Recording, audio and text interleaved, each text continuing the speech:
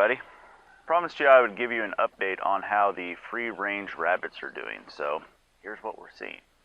The rabbits seem to stay within about 400 feet of our home. That takes us about 3/4 of the way to the main road and a couple hundred feet back into the woods behind the house. We have been able to find a couple of their burrows, but we haven't seen any kits. If I could say that there's a problem with this method, there's two things. We haven't seen any kits, and there's been enough time for 2 kittings. We don't know if that is because of bad weather. It did drop below freezing a couple nights after we had released the rabbits, or if it's because they're not used to being mothers in the wild and having to care for every kit by themselves. We don't know what the cause is.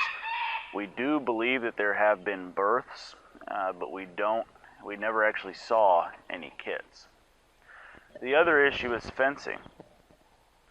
Now that everything is growing with full vigor here, the rabbits are happy to fill themselves up on vegetation all throughout the woods and along the edges of the property.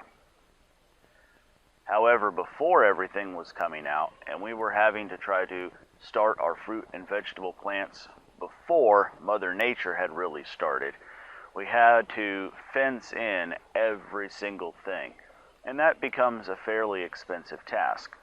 The good news being, if you're only having to fence in the same areas, it's a one-time cost, so that is something that you should consider. That said, once fenced in, we haven't had any problems with the rabbits trying to dig under the fences or jump over these very short rabbit guard fences. The benefits are intrinsic in that it's just enjoyable to be able to walk out on the property and see rabbits hopping around the yard. But they are monetary as well. Since we put these rabbits in the yard, I have not had to provide any extra feed for them.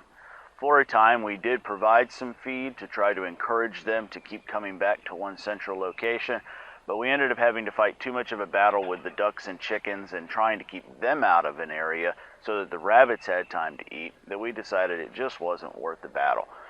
However, the rabbits appear to be healthy. They look plump and well fed, and so clearly they are finding the nutrition they need just going around the yard naturally. Hopefully we'll see kits come out of the ground soon, which means that we will eventually be able to turn this into a harvesting operation, and our plan is simply to try to use live animal traps to be able to lure them into an area and trap them that way.